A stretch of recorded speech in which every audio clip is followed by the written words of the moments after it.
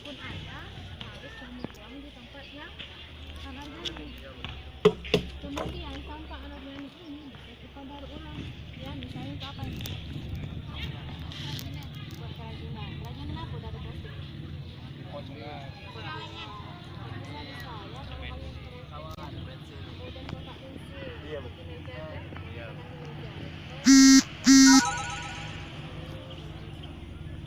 Bisa jadi apa ya? Pagar ya. Kadang-kadang bisa buat rumah. Bisa buat rumah. Ya, ada yang bisa buat rumah. Untuk jadi kapal, apa? Perahu. Nah, perahu kan. Nah, ini kan kalau di air dia kan mengapung apa. Oke, sip. Terima kasih. Semoga sekolah kita menjadi profesional. Amin.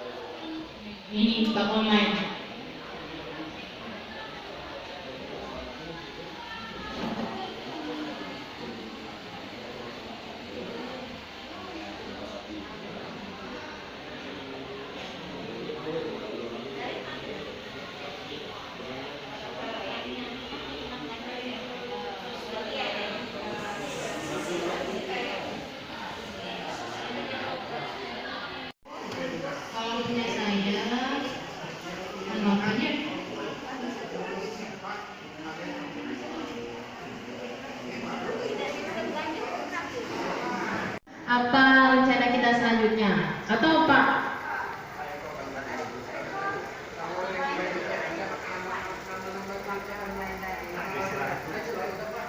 Pak online. Jadi kalau punya saya untuk online itu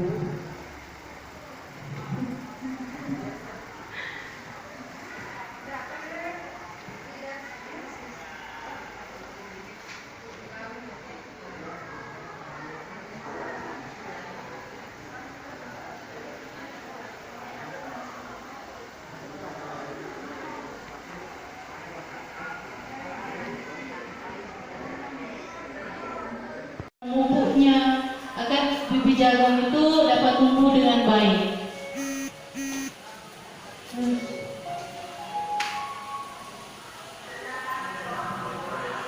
Nah kemudian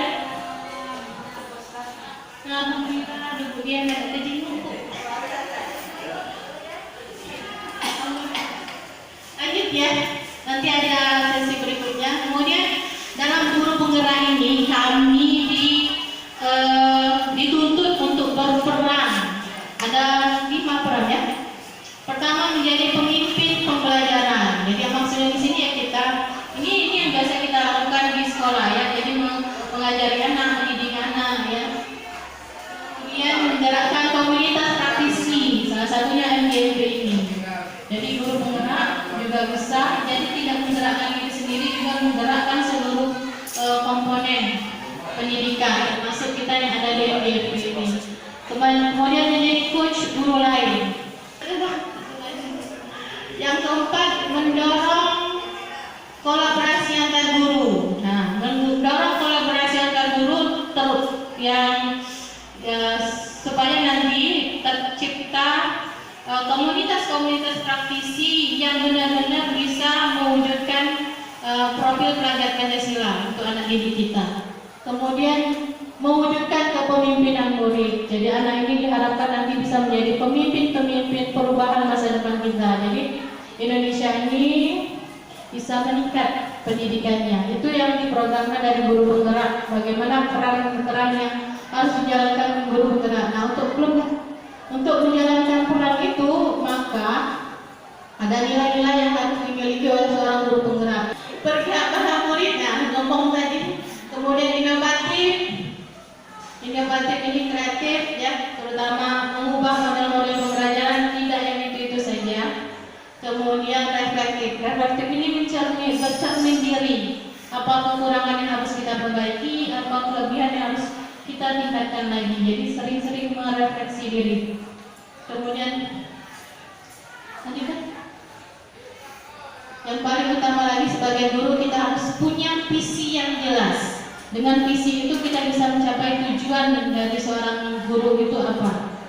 Visi yang jelas kalau saya itu ini salah satu tugas dari guru penggerak, program guru penggerak. Jadi kita membuat visi apa yang mau kita wujudkan, kemudian kita mencari kekuatan-kekuatan apa agar visi itu terwujud.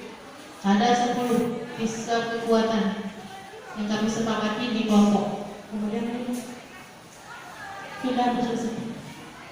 Oke, kira-kira seperti itu Bapak Ibu ya, program guru penggerak. Masih banyak lagi sebenarnya mau saya jelaskan bagaimana cara mengisinya di LMS. Silakan saya lanjutkan nanti kemudian saja. Karena nanti ada art.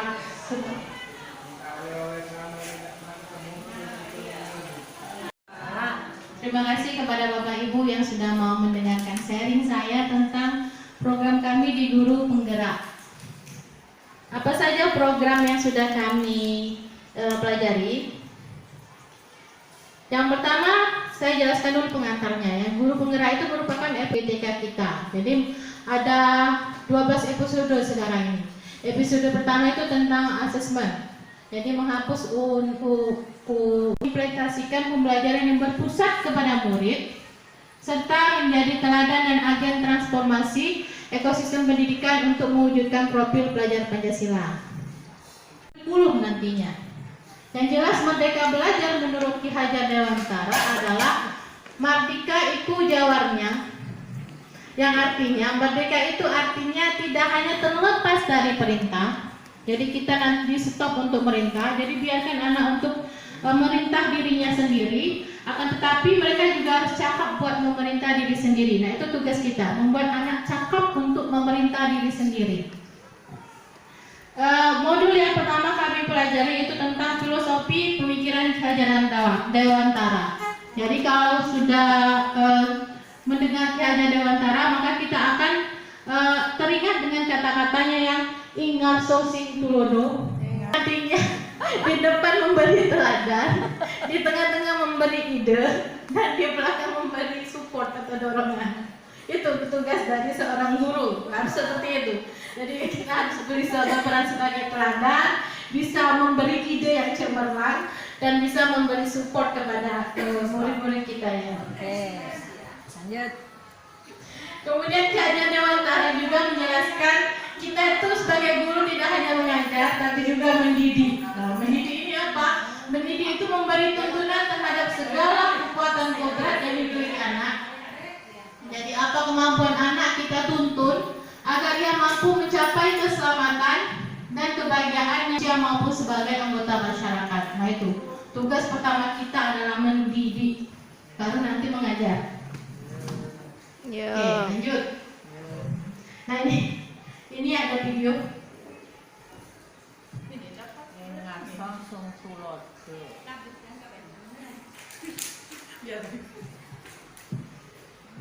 Jangan kita berharap akan tumbuh cabai. Jadi tugas kita hanya menjaga si padi itu agar tetap subur, mendapat sinar matahari yang cukup, mendapat pengairan yang cukup. Itu tugas kita sebagai guru.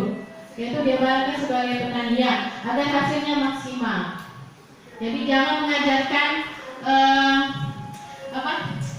ikan memanjat pohon, jangan mengajarkan monyet berenang. Jadi sesuaikan dengan kodratnya masing-masing. Itu berat Bapak Ibu, cuman harus kita coba. Refleksi itu bercermin diri, pokoknya kita tuh harus introspeksi diri, selalu introspeksi. Apa sudah benar, apa salah, kita minta maaf gitu. Oke. Kemudian Assalamualaikum warahmatullahi wabarakatuh. Waalaikumsalam warahmatullahi wabarakatuh. Terima kasih kepada ibu-ibu semua yang mau datang kemari untuk mendengarkan sharing saya tentang program guru penggerak. Nah, pengantar, kita mulai dari pengantar. Jadi guru penggerak itu merupakan episode kelima dari kebijakan Kementerian Pendidikan yang dijalankan oleh Dirjen Tenaga Pendidikan, Guru dan Tenaga Pendidikan, yang bertujuan untuk mengimplementasikan pembelajaran yang berpusat kepada murid. Itu tujuannya ya. Jadi kita berpusat pada murid. Dengan program Merdeka Belajar, tujuannya adalah agar kita bisa mewujudkan murid kita menjadi pelajar Pancasila, yaitu mandiri, kemudian kreatif, bergotong royong, bernalar kritis, berbineka global, kemudian yang paling utama adalah beriman dan bertawakal kepada Tuhan Yang Maha Esa dan berakhlak mulia.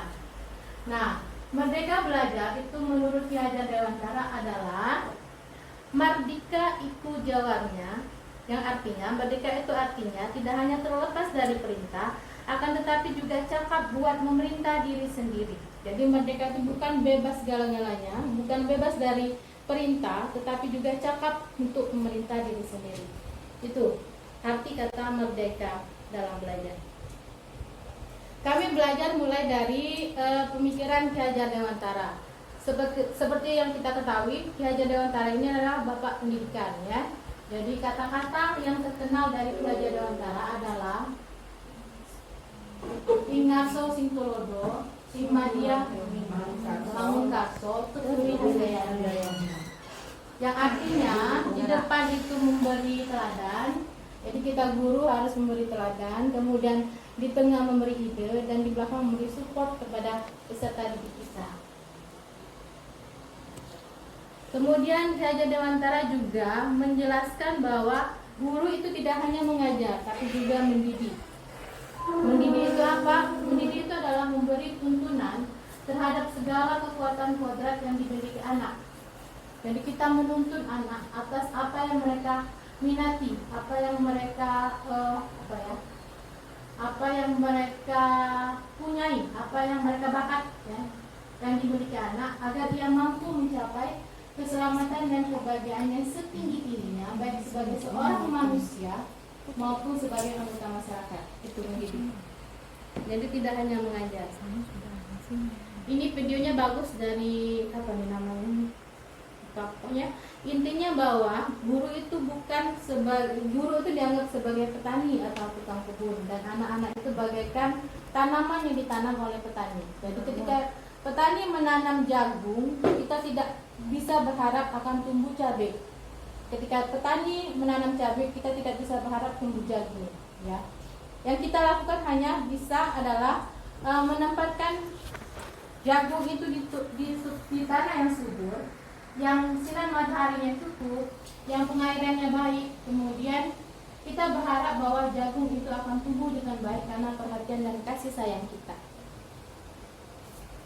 Kemudian di guru penggerak kami juga belajar tentang apa sih peran dan nilai yang harus dimiliki oleh guru penggerak. Kalau peran itu pertama harus menjadi pemimpin pembelajaran. Berarti ini harus berperan di dalam kelas. Bagaimana kita bisa menjadi pemimpin ketika kita di dalam kelas. Kemudian menggerakkan komunitas praktisi seperti ini. Kemudian menjadi coach guru lain. Jadi mendampingi guru-guru yang memerlukan bantuan kita. Kemudian mendorong kolaborasi antar guru. Jadi kolaborasi itu benar-benar harus digalakkan di sekolah kita. Karena kita berkolaborasi untuk mewujudkan kemerdekaan belajar bagi siswa. Kemudian yang terakhir mewujudkan kepemimpinan murid. Jadi kita berharap bahwa murid-murid tersebut dapat menjadi pemimpin di masa yang akan datang. Kemudian modul yang ketiga, kami belajar tentang visi guru penggerak. Jadi guru itu harus punya visi, Bapak, Ibu-ibu, ya. Jadi kalau kita tidak punya visi, maka rencanakanlah visi kita apa, supaya bisa kita menjalankan guru kita itu dengan baik. Kemudian modul yang keempat yaitu disiplin positif. Disiplin positif ini terdiri atas 6 PDF. Yang pertama perubahan paradigma. Perubahan paradigma ini bisa saya jelaskan dari tabel ini. Jadi realitas kebutuhan kita itu sama. Sekarang adalah realitas kebutuhan kita itu berbeda. Jadi kita tidak sekarang berpikir tidak menyamakan kebutuhan, tetapi kita harus mengetahui bahwa kebutuhan kita itu berbeda-beda. Kemudian semua orang yang melihat hal yang sama. Sekarang setiap orang memiliki gambaran berbeda. Kita mencoba mengubah orang agar berpandangan sama dengan kita. Kita ubah menjadi kita berubah memahami pandangan orang lain tentang dunia. Kemudian perilaku buruk dilihat sebagai suatu kesalahan. Kita ubah menjadi semua perilaku memiliki tujuan. Kemudian orang lain bisa mengontrol saya, kita ubah menjadi hanya Anda yang bisa mengontrol diri Anda. Kemudian saya bisa mengontrol orang lain. Pemaksaan ada pada setiap bujukan yang gagal. Kita ubah menjadi kolaborasi dan koneksi menciptakan pilihan-pilihan baru. Kemudian model berpikir menang kalah kita ubah menjadi model berpikir menang-menang. Kemudian konsep disiplin positif dan motivasi ini yang PDF kedua, ya. Ada 3 alasan motivasi perilaku manusia. Itu yang disampaikan oleh Diana Gosen dalam bukunya Restructuring School Discipline. Yang pertama untuk menghindari ketidaknyamanan atau hukuman. Yang kedua untuk mendapatkan imbalan atau penghargaan dari orang lain. Yang ketiga untuk menjadi orang yang mereka inginkan dan menghargai diri sendiri dengan nilai-nilai yang mereka percayai. Jadi dari 3 motivasi itu kira-kira apa sih motivasi yang dimiliki oleh kita ataupun murid-murid kita ketika melakukan suatu perilaku.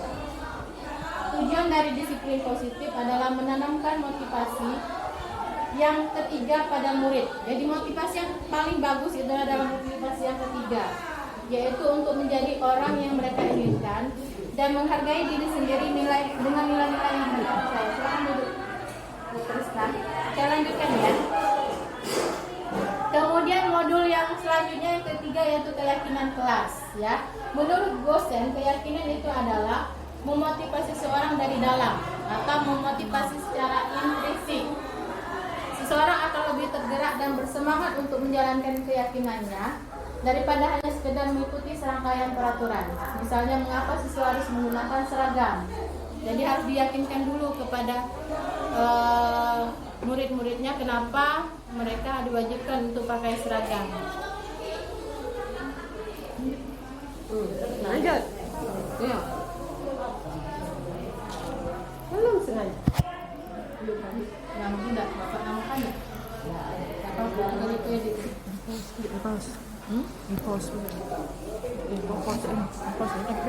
Ya. Nah, keyakinan itu berdasarkan pada pemenuhan kebutuhan dasar manusia ya. Jadi kebutuhan dasar manusia adalah seluruh tindakan manusia yang artinya bahwa seluruh tindakan manusia itu memiliki tujuan tertentu. Ada 5 kebutuhan dasar manusia, yaitu pertama kebutuhan untuk bertahan hidup atau survival. Kemudian kebutuhan akan cinta dan kasih sayang. Kemudian kebutuhan kebebasan, kemudian kebutuhan kesenangan dan kebutuhan akan kekuasaan atau power. Nah, yang ini yang akan kita identifikasi dari anak didik kita yang berkelakuan buruk. Apakah dia butuh cinta, apakah dia butuh kekuasaan, apa dia butuh bertahan hidup, apa butuh kesenangan ya. Contoh kasus ya, Ibu Ambar, guru wali kelas 2, pelita hati, sedang bingung menghadapi ulas salah satu muridnya di kelas, Doni. Beberapa anak di kelas 2A telah datang padanya dan mengeluhkan Doni yang sering meminta bekal makan siang mereka dengan paksa. Jika Anda menghadapi situasi seperti Ibu Ambar, apa yang akan Anda lakukan? Menurut Anda kira-kira apa alasan Doni melakukan hal itu? Contoh yang pertama, misalnya alasan Doni adalah karena ia lapar dan orang tuanya tidak membawakan bekal makan siang. Kira-kira kebutuhan akan apa itu? Ya, bertahan hidup. Ya. Kemudian apabila jawaban Doni itu adalah mengambil bekal temannya karena dia merasa senang temannya jadi perhatian dia, itu kebutuhan akan Kasih sayang. Kasih sayang. rasa senang, kesenangan. Ya. Kemudian jawaban Doni misalnya karena dia merasa hebat karena temannya jadi takut dengan dia dan menuruti power. Ya. Dan bila jawaban Doni merasa bosan dengan bekal makanan yang dibawakan ibunya dari rumah karena ibunya selalu membawakan bekal yang sama, oleh karena dia ingin mencoba makanan teman-temannya yang beraneka ragam. Kebebasan. Freedom. Ya, kebebasan. Kemudian kalau jawaban Doni karena iseng saja dan ia menikmati ekspresi wajah teman-teman yang kesal karena diambil makanannya dan menurut dia ekspresi teman-temannya itu lucu. Fun.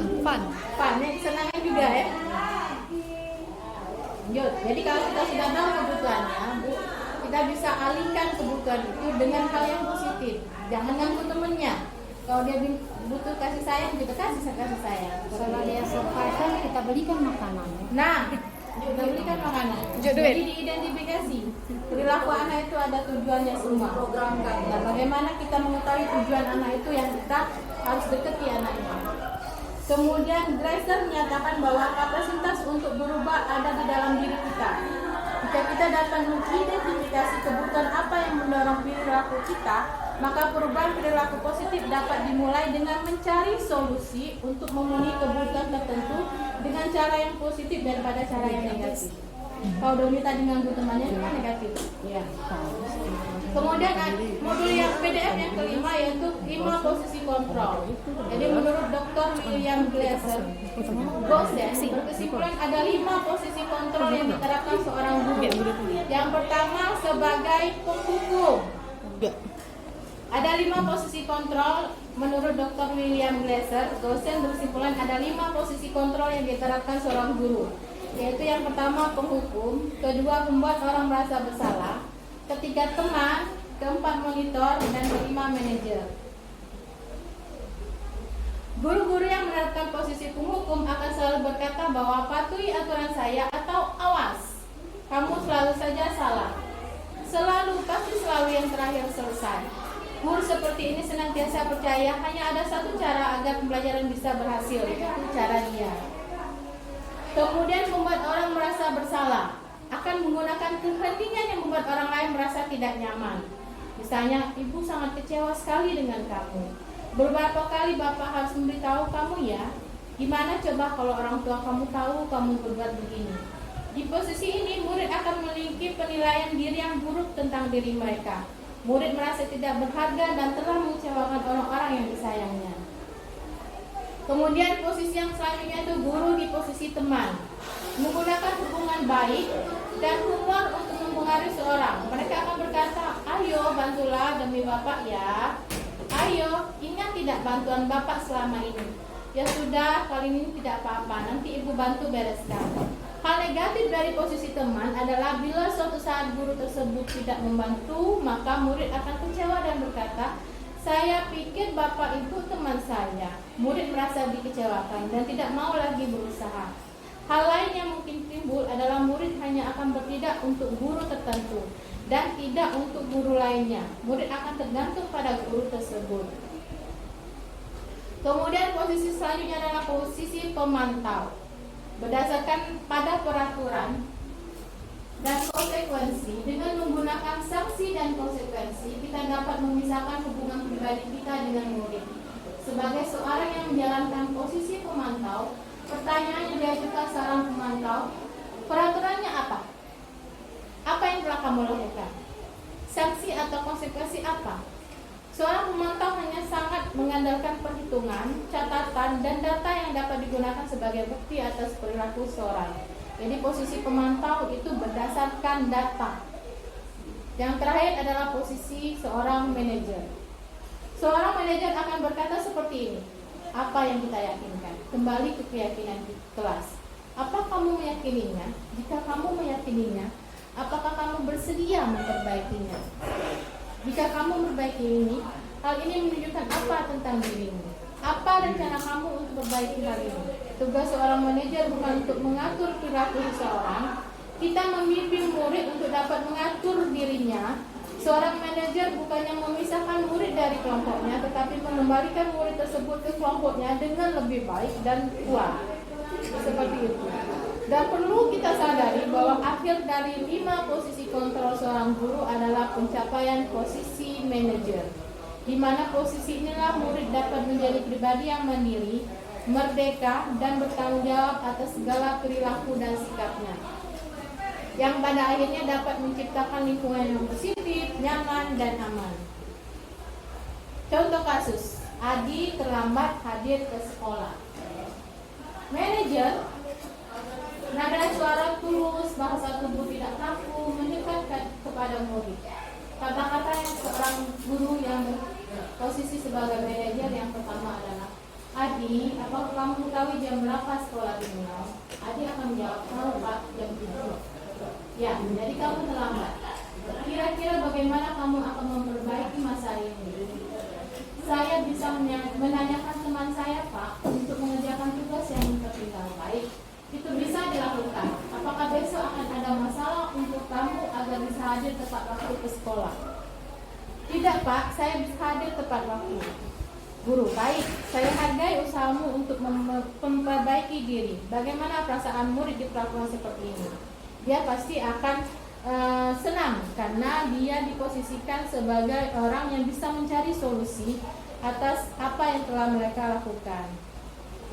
Pada posisi manajer, maka suara guru sebaiknya tulus, tidak perlu marah, tidak perlu meninggikan suara, apalagi menunjuk jari-jari ke murid, berkecap pinggang atau bersikap seolah-olah menyesal. Tampak sedih sekali akan perbuatan murid ataupun bersenda gurau menempatkan diri sebagai teman murid. Fokus adalah pada murid, bukan untuk membahagiakan guru atau orang tua. Murid sudah mengetahui adanya suatu masalah dan sesuatu perlu terjadi bila guru mengambil posisi pemantau. Guru akan melihat apa sanksi, apa peraturannya. Namun pada posisi manajer, guru akan mengembalikan tanggung jawab pada murid untuk mencari jalan keluar permasalahannya, tentu dengan bimbingan guru. Kemudian yang terakhir, PDF yang ke-6, segitiga restitusi. Apa restitusi itu?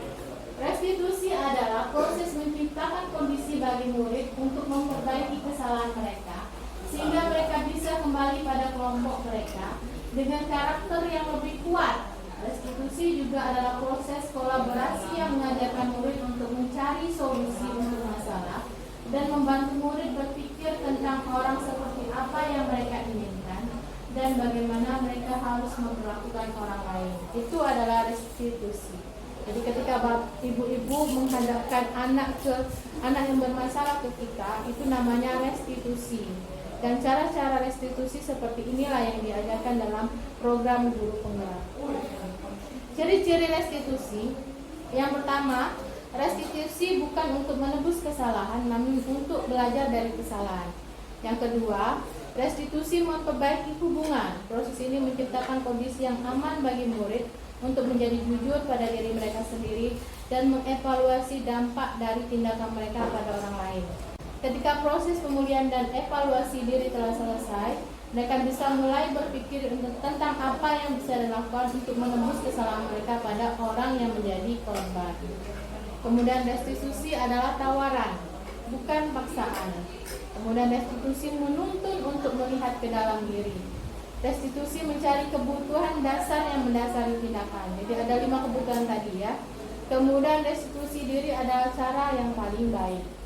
Dalam restitusi diri murid belajar untuk mengubah kebiasaan dari kecenderungan untuk mengomentari orang lain menjadi mengomentari diri sendiri. Jadi kita itu menurut Dr. William Gilser juga bahwa orang yang bahagia akan mengevaluasi diri sendiri, sedangkan orang tidak bahagia akan mengevaluasi orang lain. Jadi mencari-cari kesalahan orang lain. Jadi tidak pernah mau introspeksi diri. Seperti itu. Kemudian restitusi adalah tawaran, bukan paksaan. Restitusi menuntun untuk melihat ke dalam diri.